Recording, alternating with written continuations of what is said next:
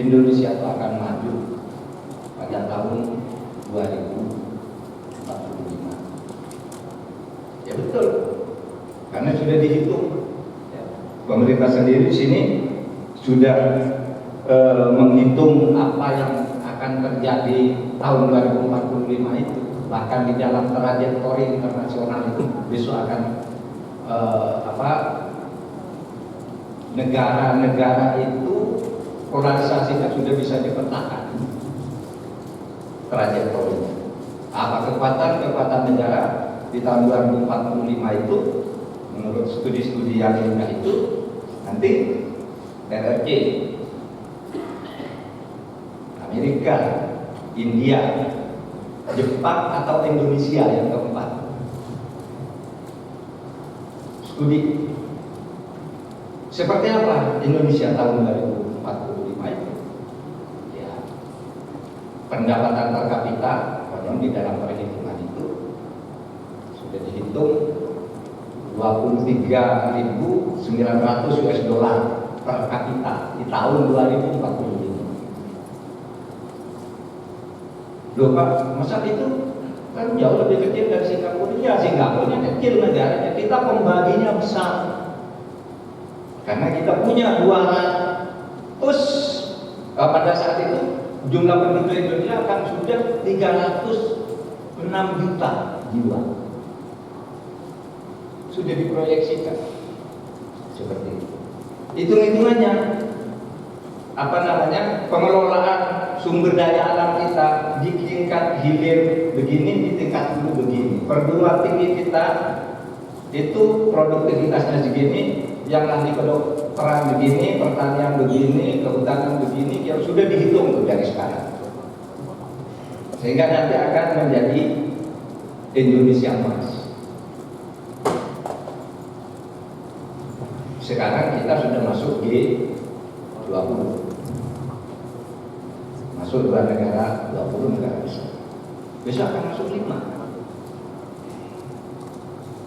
Nah, saudara sekalian, ini akan terjadi manakala usaha-usaha kita itu dilakukan sungguh-sungguh.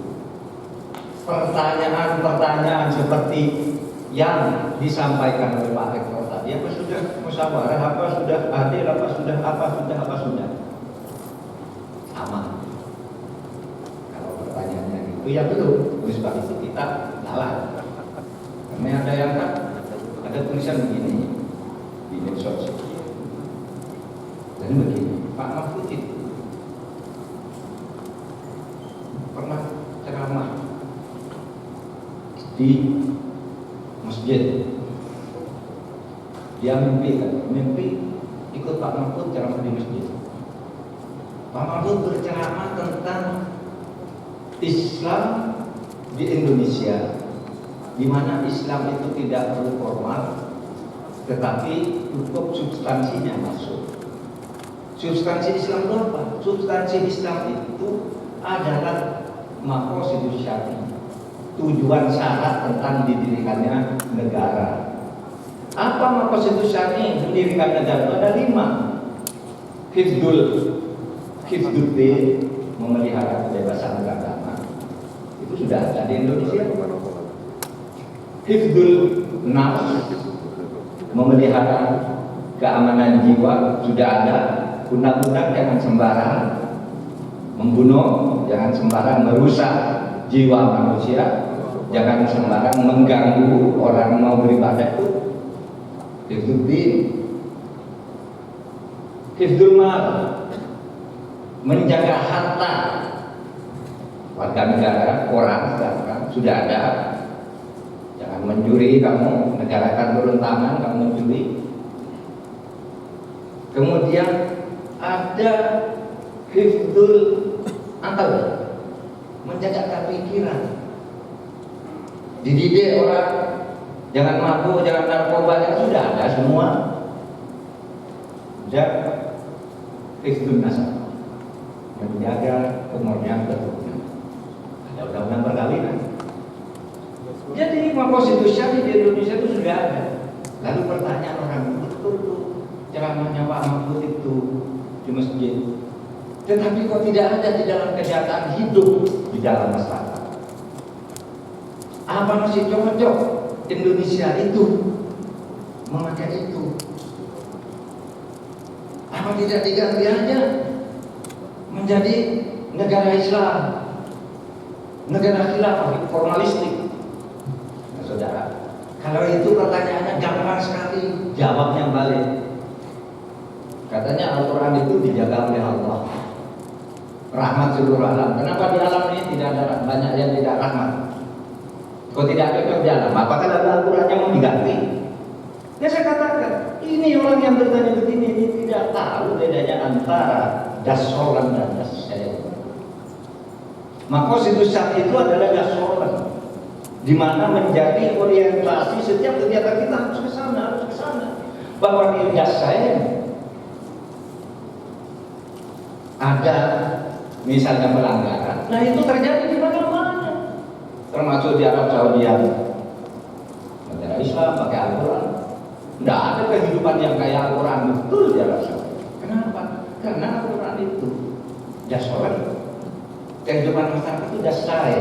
Maka kita punya negara yang mengatur agar dasar itu selalu berdekatan, tidak terlalu jauh jaraknya dengan dasar. Nah, oleh sebab itu saudara, kita sekarang tidak perlu mempersoalkan ideologi lagi. Kata Pak Rektor tadi, Pancasila sebagai dasar ideologi negara itu adalah nomor satu kita. Tempat kita bekerja bersama bagi kaum muslimin secara Islami agar istilah bukan Islam, Islami. Maka namanya kata Pak Fatul, Indonesia itu namanya Al-Jami'ah Al-Islamiyah, bukan Al-Jami'ah Al-Islam, Al-Jami'ah Al-Islamiyah Al-Indonesia. Ini universitas Islami sebenarnya. Islamiyah, apa itu kata sifat? Kata sifat itu apa? Ya akhlak. Sehingga kalau sebenarnya saya pernah diskusi bahasa Arab, dalam bahasa Arab itu dengan seorang tokoh itu, sebenarnya sih orang Indonesia itu yang salah, kenapa menyebut ukhuwah Islamiyah itu persaudaraan Islam? Bukan persaudaraan antara orang Islam itu ukhuwah Islamiyah. Persaudaraan antar anak bangsa itu ukhuwah watoniyah. Persaudaraan antar manusia itu ukhuwah basyariyah atau ukhuwah insaniyah. Bukan katanya. Apa? Ukhuwah Islamiyah itu adalah persaudaraan yang Islami, bukan persaudaraan antar sesama orang Islam. Bukan. Karena kalau persaudaraan antar orang Islam itu namanya ukhuwah bainal muslimin. Kalau ukhuwah Islamiyah persaudaraan yang berwatak Islam, sehingga meskipun orang tidak Islam itu kita perlakukan dengan baik karena dia manusia. Itu Islami namanya.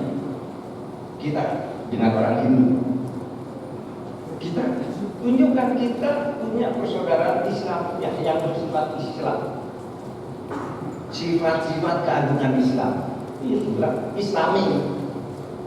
Nggak harus menyebut ini undang-undang Islam tentang, nggak usah. Tapi undang-undang tentang lingkungan hidup yang Islami. Nggak usah disebut Islaminya, nggak usah disebut Islamnya, tapi Islami apa? Menjaga kemaslahatan. Begini, sudah ada lagi yang mengatakan begini, tulisan di medsos. Amin. Di Indonesia itu orang Islam itu mayoritas orang Islam. Tetapi di Indonesia terjadi Islamofobi. Saya katakan tidak ada Islamofobi di Indonesia. Tidak ada. Apa itu? Orang Islam sudah bebas bersaing di politik, di pemerintahan, intelektual, apa kasus orang Islam sudah bebas. Fobinya apa? Fobi itu kan artinya 3. 1, takut. Pemerintah takut terhadap orang Islam. Sebab itu dikepinggirkan kebijakannya anti Islam. Nggak ada di pemerintah yang takut pada orang Islam. Malah pemerintahnya senang dinyatakan Islam bawa senjata, menteri bawa senjata, presiden masjid, presiden pesantren. Nggak malu, nggak takut ngaku Islam. Takut atau benci? Nggak ada yang benci. Orang Islam boleh kamu bersaing semua kayak orang Islam. Itu fobi. Atau orang Islamnya malu kayak dulu zaman-zaman Orde Baru itu. Manalah. Itu agak fobi juga. Orang Islam itu kan kalau mau mengaku Islam itu tidak boleh maju dulu. Orang itu tidak bisa maju. Nggak ngaku dulu zaman Orde Baru kan orang itu banyak profesornya di UGM. Baru tahu saya kalau mereka orang NU itu sesudah reformasi. Karena zaman Orde Baru udah berani ngaku. Ada fobi. Sekarang tidak ada fobi. Lalu ada yang nulis namanya di kok Liang Lau itu siapa? Apa Anda yakin tidak ada fobi di Indonesia? Di Indonesia banyak fobi. Ditulis lah contohnya. Contohnya sekarang kalau ada orang pakai citra dibilang ke arah barat. Kalau orang ngaji dibilang radikal. Kalau orang apa? Pakai cadar dibilang budaya. Itu kan buktinya fobi. Saudara, yang mengatakan itu bukan pemerintah. Rakyat terhadap rakyat lain. Itu bukan fobi namanya. Bukan Islamofobi. Yang mengatakan itu Abu Janda bilang kayak ini lalu dibilang Islamofobi. Pemerintah kan tidak. Pemerintah kan tidak. Kalau hanya orang mengatakan, kamu kok bercanda, itu ke arah-arah lalu dibilang fobi. Dan kita bukan pemerintah, bukan kebijakan negara. Dulu zaman Daud Yusuf itu memang orang dipangkat, dilarang pakai jilbab seperti ini. Resmi dilarang. Itu fobi. Sekarang enggak, orang pakai. Bahkan polisi sendiri sekarang punya pakaian muslim. Masa dibilang fobi? Nah kalau hanya ada orang rakyat terhadap rakyat lain bilang begitu, di Indonesia ini banyak hidrofobi juga. Itu orang beribadah itu nyoba-nyoba gini, lalu ditendang itu, kan fobi itu. Iya kan? Kalau hanya karena orang katakan jangan berhijab, jangan ekstrim, jangan itu lalu dibilang fobi. Bukan fobi dalam arti ilmu pemerintahan dan ilmu politik kan. Tidak ada fobi ilmu pemerintah. Saudara, sekarang orang sudah boleh bersaing. Itulah sebabnya. Kalau orang biasa di kampung-kampung, kamu tuh jangan dekat-dekat gereja, dosa. Itu fobi kan? Tapi kan bukan pemerintah katakan. Nah, yang pemerintah mengatakan itu tuh sering datang apa Romo Makmum bangun di Kalijodo itu kristenisasi, itu kan fobi kan? Jadi yang benar aja. Wah, itu pemerintah sedang fobi enggak. Indonesia sedang kita bangun dengan kalau bagi umat Islam ini tadi al-Islamiyah, Islam sebagai nilai-nilai keluhuran Islam yang terbuka, Islam yang kosmopolit, kesewargaan, menganggap rakyat lain sama, tapi urusan ibadah saya sendiri, Anda sendiri. Yang urusan-urusan keperdataan itu silakan, kalau Anda mau ikut hukum ini boleh kan, perdata itu sejak dulu. Misalnya hukum perkawinan, itu Anda ikut Islam aja, mengwaris, wakaf, jual beli. Bahkan saya kemarin kan protes itu, Pak, ketika saya umroh itu jual pakai dinar, lalu dibilang itu radikal. Lawannya radikal, kita pakai dolar enggak apa-apa. Kok ditangkap? Saya bilang, kenapa? Pakai dinar itu kan bukan biasa. Itu hukum perdata. Hukum perdata itu asasnya adalah asas kesusilaan, asas konsensual. Kalau Anda mau itu, lakukan, itu sah hukum perdata.